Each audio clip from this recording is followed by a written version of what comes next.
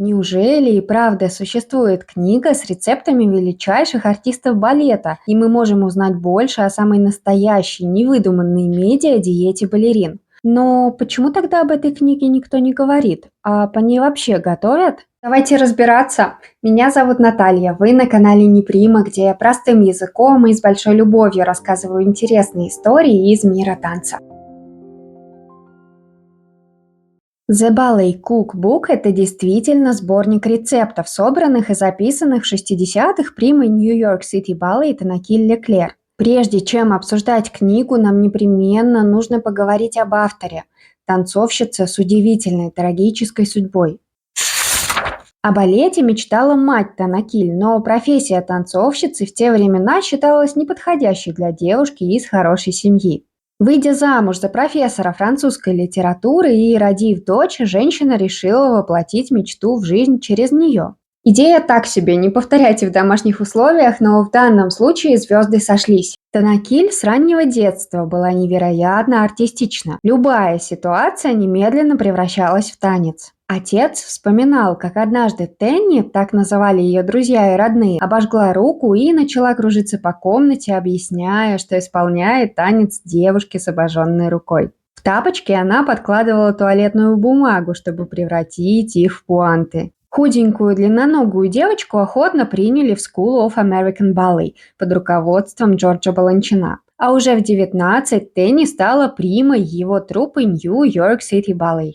За несколько лет до того, в постановке 1944 года, именно Леклер Баланчин доверил партию заболевшей полиомиелитом героине, появлявшейся на сцене в инвалидной коляске. Полиомиелит, вспышками возникавший в городах по всему миру, до 1955 года считался неизлечимым и здорово всех пугал. Так что тема для балета Resurgence возникла не на пустом месте и казалась вполне злободневной. Кто же знал, что у судьбы такое страшное чувство юмора, и что десятилетия спустя именно полиомиелит разделит жизнь молодой балерины на до и после. Баланчин потом суеверно считал, что накликал на Тенни беду и чувствовал себя виноватым. Но вернемся в то счастливое время, когда карьера молодой балерины только началась. Тенни блистала в хореографии Баланчина. Она была нежной и воздушной в вальсе, игривой и забавной в западной симфонии. Впрочем, мистер Би был не единственным человеком, очарованным харизмой и талантом Леклер.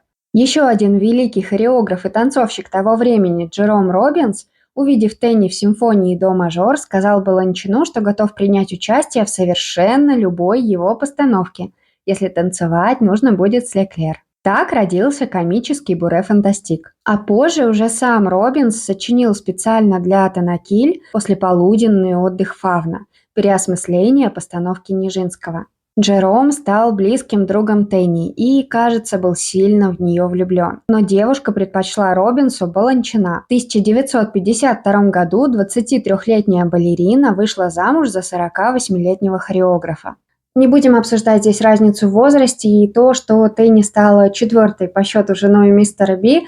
Эти темы уже поднимались в видео о Баланчине. Посмотрите, если не видели. Когда в 1956 году NYCB собрался в большой европейский тур, многие артисты перед поездкой сделали недавно изобретенную прививку от полиомиелита. Леклер затянула, а прививаться перед самым вылетом побоялась. Думала, будет плохо чувствовать себя в самолете. Это решение стало роковым и навсегда изменило жизнь девушки. В письмах к друзьям, в том числе Робинсу, Тенни жаловалась на нагрузку и крайнюю степень усталости. Уже под конец изнурительных гастролей в Копенгагене балерине резко стало плохо. Врачи диагностировали полиомиелит, и девушка 4,5 месяца провела в датской больнице. Болезнь парализовала нижнюю часть тела Тенни. Балерина оказалась навсегда прикованной к инвалидному креслу. Баланчин на год отошел от работы, чтобы ухаживать за больной женой. Для обоих этот опыт стал серьезным испытанием. 27-летняя Тенни столкнулась с психологическим кризисом и даже хотела покончить с собой. Но в дальнейшем поняла, цитата, «Есть только два варианта – быть счастливой и быть несчастной. Я выбрала первый».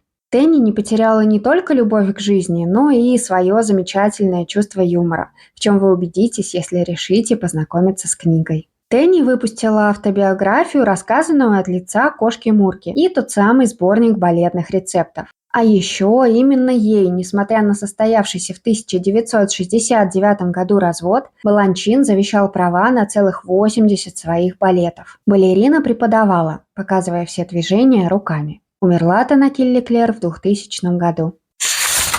The Ballet Cookbook – сборник рецептов, которыми с Тенни поделились друзья и коллеги. Каждая глава посвящена артисту или хореографу, и в ней помимо рецептов приводятся интересные факты из биографии этого человека. Рассказы о близких друзьях и танцовщиках NYCB ожидаемо более подробные, яркие и занимательные. Откуда еще мы могли бы узнать потрясающий факт, что замачивать посуду в раковине Джорджа Баланчина научил сэр Фредерик Аштон. Или что мистер Би для солений целенаправленно покупал огурцы, которые никто не выбирал. Такие моменты попадаются, и они, конечно, забавные. Но в некоторых других главах биографическая справка больше похожа на выписку из энциклопедии и ничего любопытного не содержит. Например, 1,5 странички о Брониславе Нижинской, сестре Вацлава. В книгу, кажется, включили, чтобы в содержании упоминалось это громкое имя. Бронислава честно признается, что с детства к еде относилась прохладно. Много не ела и никогда не интересовалась кулинарией. Никаким рецептом она не делится. Такой неочевидный персонаж для кулинарной книги. В главе про Нуреева приводится рецепт супа, которым танцовщика во время американских гастролей накормила мама одной из местных балерин, и который Рудольфу якобы очень понравился. Однако сам Нуреев по этому рецепту никогда не готовил, и все это немножко притянуто за уши. Еще не познакомившись с книгой, я все думала, почему же такую уникальную вещь не переиздают. Но сейчас поняла. The Ballet Cookbook – продукт своего времени. За прошедшие годы наше отношение к еде заметно изменилось в связи с тем, что технологии не стоят на месте, проводятся различные исследования, совершенствуются составы. Информация о вредных и полезных компонентах, о разных типах питания стала широко доступна. Блюда из сборника Танакиль Леклер не назвать сбалансированными, продуманными, какими-то особенно полезными, хотя этого как будто ожидаешь от книги, написанной балериной. Видимо, каждый артист рассказал, что смог. Сами рецепты отнюдь не какие-то особенные, которые больше нигде не найдешь. Те же самые баланчиновские блины взяты из дореволюционного подарка молодым хозяйкам Елены Малаховец. Танакиль об этом открыто пишет. Я бы не назвала это ни хорошей книгой о балете, ни отличным сборником рецептов, который может стать настольным, часто использоваться. Возможно, если вы увлечены кулинарией и много готовите, ваше восприятие будет другим. Но на меня сборник Танакиль Леклер большого впечатления не произвел. И все же ради чистоты эксперимента я решила приготовить несколько блюд и поделиться своими наблюдениями.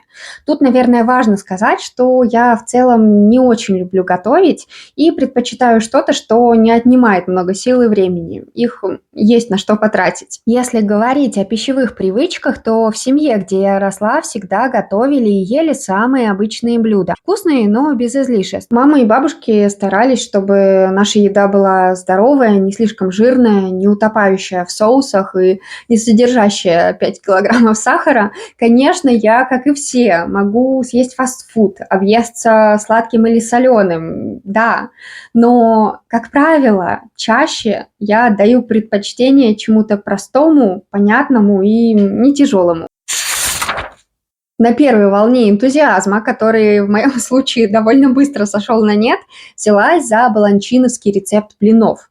Они дрожжевые, как когда-то давным-давно у бабушки. Здорово, ностальгия, надо пробовать. Но проблема в том, что, как и во всей книге, здесь категорически не хватает четкости в пропорциях. Видимо, пачка дрожжей из нью-йоркского магазина у мистера Би и моя пачка из Ашана все-таки были разных размеров. Поэтому оладушки, а я изначально решила печь именно маленькие толстенькие оладушки, а не большие блины, получились с горчинкой. Консистенция идеальная, очень красивые, на первый взгляд вкусные, но с неприятным горьким послевкусием. Мистер Би советует есть их только с маслом и черной икрой. Икра черная у тебя есть?